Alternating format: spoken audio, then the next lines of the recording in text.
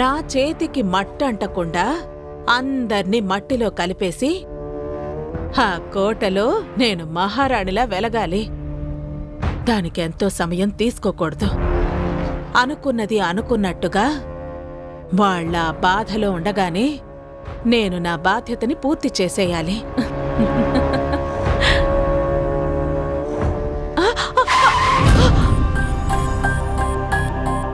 ఈడెవడు నా కారు కింద పడి చచ్చాడు. ఇప్పుడు వీడు చచ్చాడంటే పోలీస్ కేసు అవుతుంది. నే కన్న కల కన్నీళ్లుగా మారిపోతుంది.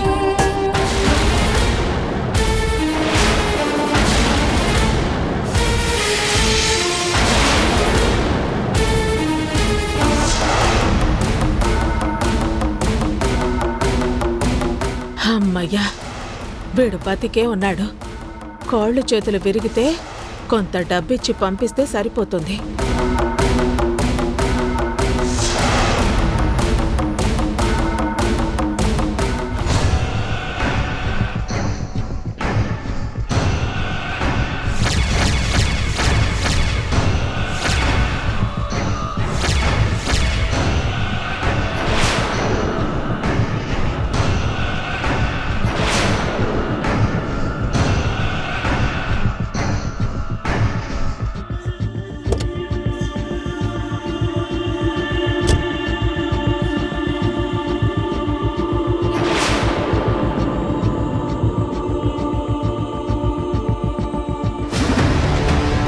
ఏంటి మేడం, కారు నడుపుతున్నప్పుడు రోడ్డు మీద ఎవరున్నారో కూడా చూసుకోవద్దా?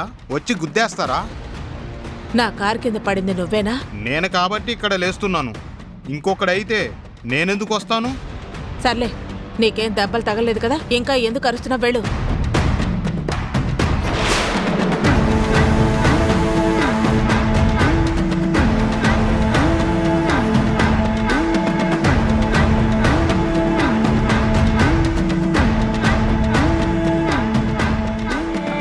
పడింది వీడైతే నాకు చక్రిలా ఎందుకు కనిపించాడు? ఇన్ని రోజులు చక్రి చనిపోయాడు అని నాటకం ఆడుతున్నాను.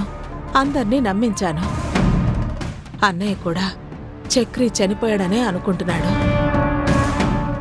అలాంటి చక్రి ఇప్పుడు బయట కనిపించాడు అంటే ప్రమాదమే. చక్రి అయితే బయటకు రాలేదు. ఇదంతా నా భ్రమ.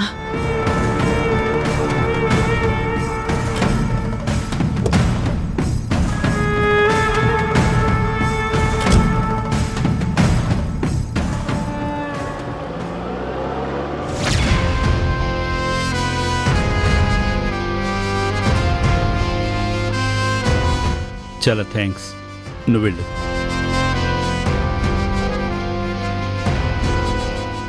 నీ బుద్ధి మారలేదు మహి. అదే కుళ్ళు కుతంత్రాలతో ఉన్నావు. జైల్లో శిక్ష అనుభవిస్తే మనిషిలో మార్పు వస్తుందంటారు. ఆ మార్పు నాలో వచ్చింది, కానీ నీలో మాత్రం రాలేదు. ఇంకా కుట్రలు పన్నుతూనే ఉన్నావు. ఇప్పుడు నేను వచ్చాను కదా, నీ ఆటలు సాగనివ్వను.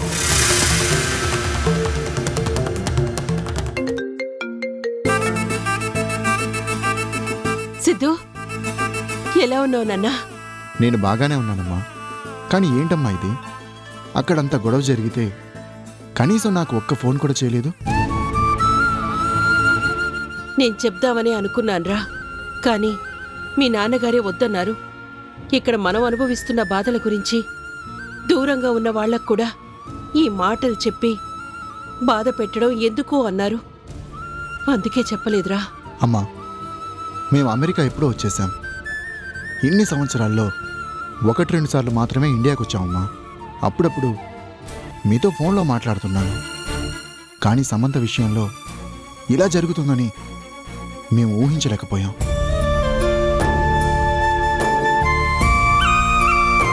సిద్ధు, సమంత ఆవేశమే తన ప్రాణాలు తీస్తుందని మేం కూడా ఊహించలేకపోయాంరా. ఆ బాధను మాకే తట్టుకోవడం చాలా కష్టంగా ఉంది. అందుకే దూరంగా ఉన్న మీకు చెప్పి మిమ్మల్ని బాధ పెట్టడం ఎందుకని చెప్పలేదురా. డాడీ, ఇన్ని రోజులు మీరక్కడ హ్యాపీగానే ఉన్నారన్న ధైర్యంతోనే మేము ఇక్కడ ఉంటున్నాం డాడీ. కానీ ఇప్పుడు మీరు అంత బాధలో ఉన్నప్పుడు దూరంగా ఉండటం మాకు కష్టంగానే ఉంది. పిల్లలు దూరమైతే ఒంటరి బ్రతుకు బ్రతకడం ఎంత బాధగా ఉంటుందో ఇప్పుడిప్పుడే మాకు అర్థమవుతుంది. సమంత విషయంలో ఇలా జరగడం నేను, పూర్ణ, సూర్యం ఎవరం తట్టుకోలేకపోతున్నాం. మరీ ముఖ్యంగా వర్షని ఓదార్చడం ఎవరి తరం కావడం లేదు.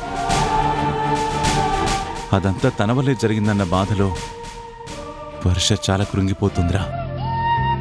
ఇలాంటప్పుడు మీరు మా దగ్గరుంటే మాకు కొంచెం ధైర్యంగా ఉంటుందనిపిస్తుంది. తప్పకుండా డాడీ, నేను కూడా టికెట్లు బుక్ చేసుకున్నాను. మీకు ఆ విషయం చెప్దామని కాల్ చేశాను. చాలా సంతోషంగా ఉందిరా. మీరు ఇన్నేళ్ల తర్వాత వస్తున్నారు అంటే నిజంగానే ఇప్పుడు నాకు చాలా ధైర్యం వచ్చింది. అవును, స్వప్న ఎలా ఉంది? బాగుంది డాడీ, ఇస్తున్నాను, మాట్లాడండి. హలో మావయ్య, మాకు నిన్ననే తెలిసింది. ఇలా జరిగింది అని తెలిసినప్పటి నుంచి చాలా బాధ అనిపించింది. అందుకే వెంటనే ఇండియా వెళ్దామని అన్నాను. మంచి పని చేసావమ్మా. మీకోసం ఎదురు చూస్తున్నా. ఉమ్. ఇదిగో మీ అత్తయ్యకి ఇస్తున్నాను. అమ్మ స్వప్న, మీరొస్తున్నారు కదమ్మా, తొందరగా వచ్చేయండి. ఇక్కడే అందరం కలిసుందాం. హ, కనీసం మిమ్మల్ని చూశాకైనా ఈ బాధను మేము కొంతైనా మర్చిపోగలం. రేపే బయలుదేరుతున్నాం అత్తయ్య. ఇంకొక్క రోజు గడిస్తే మేము మీ కళ్ళ ముందుంటాము. ఉంటానత్తయ్య. హ, మంచిదమ్మా. అమ్మా సమంత, నువ్వు దూరమై మా అందరినీ ఎంత బాధ పెడుతున్నావో ఇప్పటికైనా అర్థమైందా అమ్మా? నీ మీద మాకెవ్వరికీ కోపం లేదమ్మా. అందరికీ పిచ్చి ప్రేమ ఉంది. అది అర్థం చేసుకోకుండా నువ్వు మాకు దూరమైపోయావు. ఊరుకు పూర్ణ. పూర్ణ, సిద్ధు వాళ్ళు వస్తున్నారని సూర్యకి చెప్పాలి. అలాగేనండి.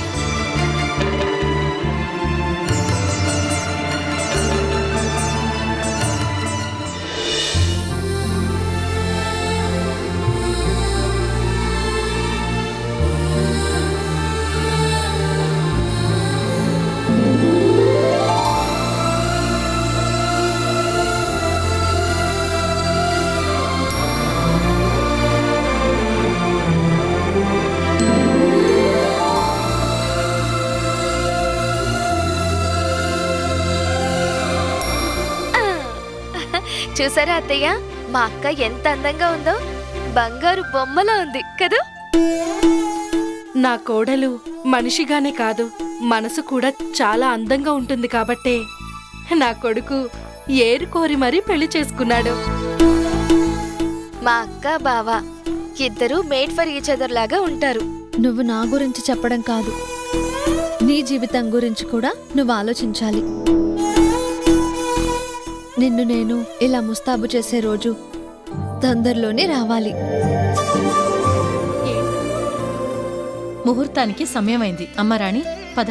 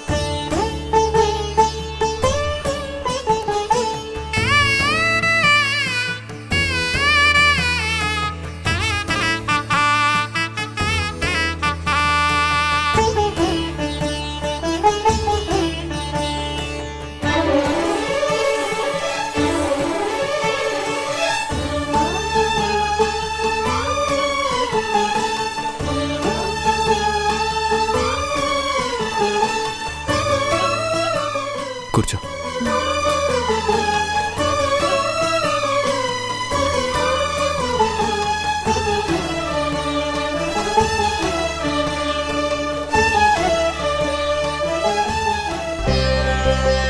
ఏంట్రాణి, నువ్వేదో ఆలోచిస్తున్నట్టున్నావు?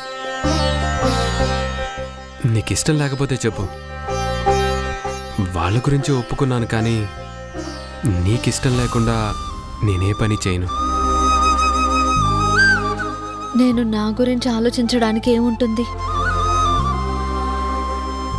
దేవుడు లాంటి భర్త నాకు దొరికారు, కానీ నా మనసులో ఒకటే బెంగ ఉండిపోయింది. అది వర్ష గురించి. వర్ష గురించి భయపడాల్సిన అవసరమేమీ లేదు. వంశీ ఎప్పటినుంచో వర్షాని ఇష్టపడుతూనే ఉన్నాడు. అందరి అభిప్రాయం వంశీకి వర్షాకి పెళ్లి చేయాలనే కదా. మనందరం వర్షాని ఒప్పించి ఆ పెళ్లి చేద్దాం. లేదండి, వర్ష మాటలు వింటుంటే తను పెళ్లి చేసుకుంటుంది అన్న నమ్మకం కలగడం లేదు. సమంత చచ్చిపోయింది అన్న బాధలోంచి తనింకా బయటికి రాలేకపోతుంది. సమంతకిచ్చిన మాట ఎప్పటికీ అలాగే ఉంటుందని ఇప్పుడే వర్ష చెప్పింది. సమంత అలా చనిపోవడం అందరికీ బాధగానే ఉంది.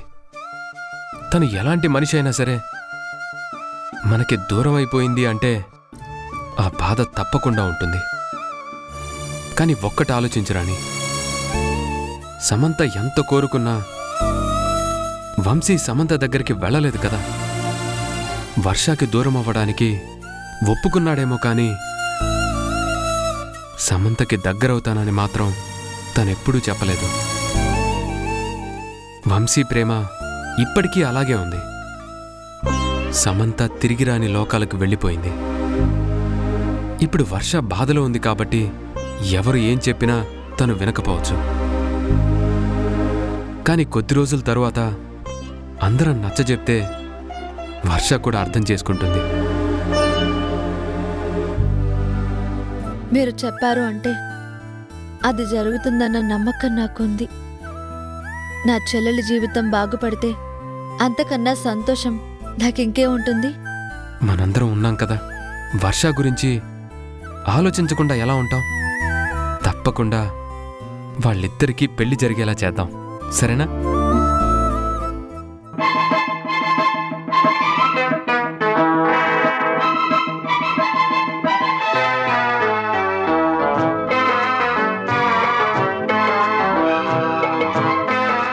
తాగురాణి. ముందు మీరు తాగండి.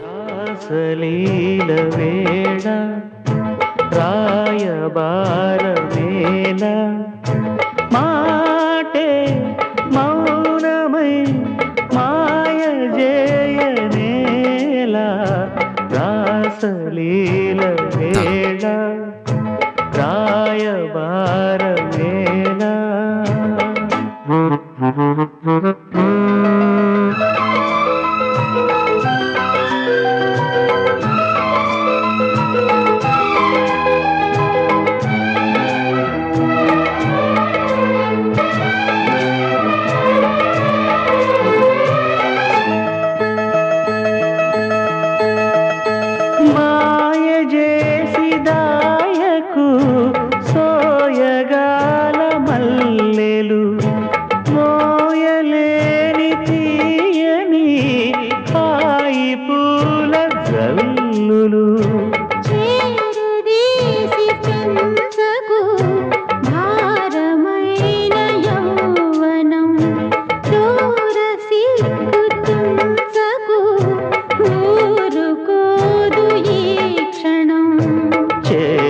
కళ్ళ సాగరాలూయలుగనా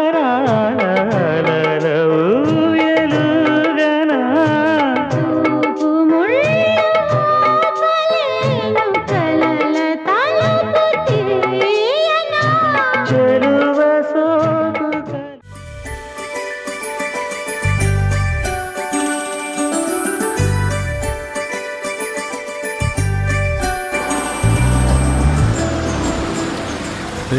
కారు వచ్చినట్టుంది. సిద్ధు స్వప్న వచ్చినట్టున్నారు. పద. పదరా.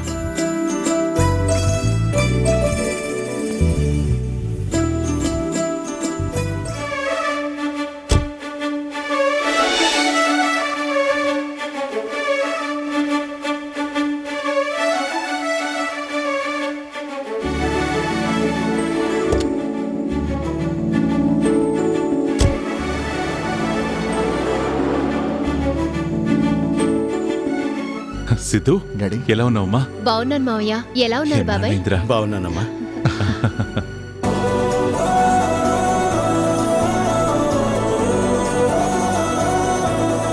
మావయ్య రే, ఎలా ఉన్నారు మావయ్య? మేము బాగానే ఉన్నాం రా. ఇంతకీ మీరిద్దరు ఎలా ఉన్నారు? ఫైన్ మావయ్య. నేను ఎయిర్పోర్ట్కి వస్తానంటే ఫ్లైట్ టైం ఎందుకు చెప్పలేదు? ఎందుకు నాన్న? నేను పుట్టి పెరిగింది ఈ ఊరే కదా, మీరొచ్చి రిసీవ్ చేసుకోవడం ఎందుకు? అందుకే చెప్పలేదు. కానీ ఇక్కడ పరిస్థితులు తెలిసాక చాలా బాధ అనిపించింది.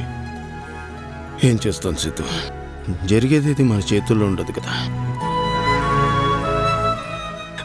రండి, ముందు లోపలికి వెళ్దాం. రండిరా, పదండి. కమ్.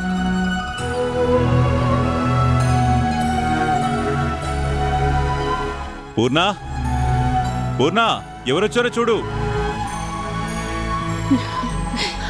సిద్ధు, ఎన్నాళ్ళయిందిరా నిన్ను చూసి. అమ్మా స్వప్న, ఎలా ఉన్నావమ్మా?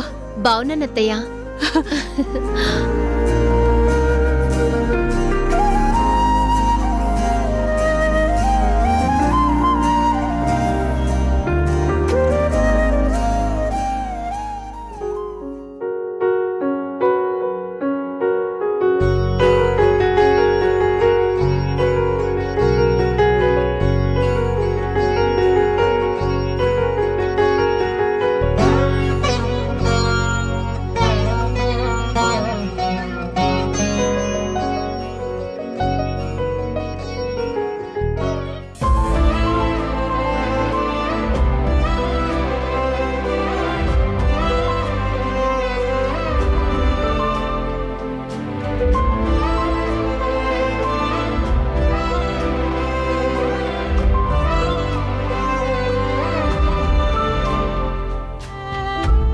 ఇలా జరుగుతుందని కల్లో కూడా అనుకోలేదత్తయ్య.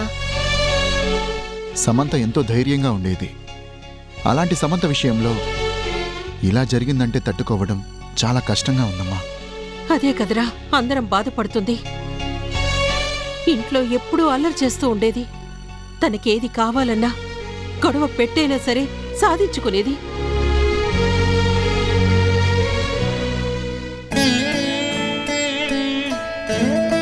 అలా ఉండే సమంత తన చెల్లెలి విషయంలో ఎందుకు ఆలోచించలేకపోయిందో నాకు అర్థం కావడం లేదురా.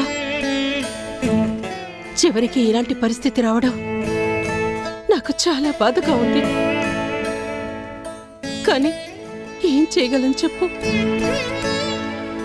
వర్ష, మీ బాబాయ్, పిన్ని.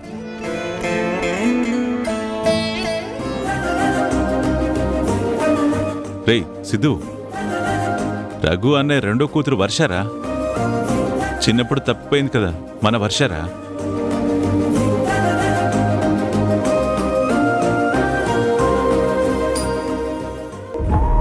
అమ్మ వర్ష, నీకోసం నాన్నగారు ఎన్నో ఏళ్లుగా వెతికారు. నువ్వు కనిపించలేదని మాకు ఫోన్ చేసిన ప్రతిసారి బాధపడేవారు. సూర్యం మామయ్య దగ్గర నువ్వున్నావేమో అని మేమందరం అనుకున్నాం. కాని తర్వాత మామయ్యకు కూడా నువ్వెక్కడున్నావో తెలీదని చెప్పినప్పుడు నిన్ను ఎలా తెలుసుకోవాలా అని మేమందరం మదనపడ్డాం.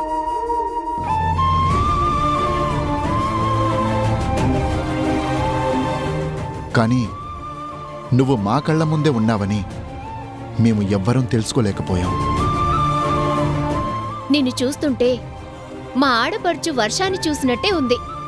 తన మంచితనమే నీకు వచ్చిందని అత్తయ్య వాళ్ళు కూడా చెప్పారు. నిన్ను ఇలా చూడటం మాకు చాలా ఆనందంగా ఉంది. స్వప్న, సిద్ధు, మీరెప్పుడొచ్చారు? కనీసం నాకు ఫోన్ అయినా చేయలేదు. నీకెందుకు చెప్పాలి? నేను మా ఇంటికొచ్చాను. అయినా నువ్వు ఇంకా ఇక్కడే ఎందుకున్నావు?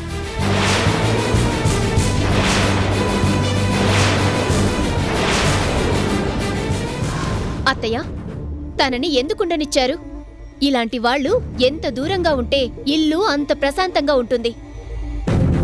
ఏంటా మాటలు? నేను నీ కన్నతల్లిని, కనీసం అదేనా నీకు గుర్తుందా? నా గురించి నువ్వొక్కరోజు కూడా అడగలేదు, నన్ను పలకరించలేదు. ఇన్నాళ్లకిప్పుడు కళ్ల ముందుకొచ్చారు. నువ్విలా మాట్లాడుతుంటే ఈ తల్లి మనసుకు ఎంత కష్టంగా ఉంటుందో ఆలోచించావా? అసలు నీకు మనసంటూ ఉంటేనే కదా ఎదుటి వాళ్ళ మనసులతో ఆడుకునే నీకు విలువివ్వాల్సిన అవసరం నాకు అస్సలు లేదు. నీ వల్ల నా ఇల్లు ఎంత బాధపడిందో నాకు బాగా తెలుసు. అందుకే నిన్ను ఈ ఇంట్లో ఎందుకుండనిచ్చారు అని నేను అత్తయ్య గారిని అడుగుతున్నాను. అవునమ్మా, ఇలాంటి వాళ్ళు ఇంట్లో ఉంటే ఇంటి నాశనాన్ని కోరుకుంటారు. ఈవిని వెంటనే బయటికి పంపించేయండి.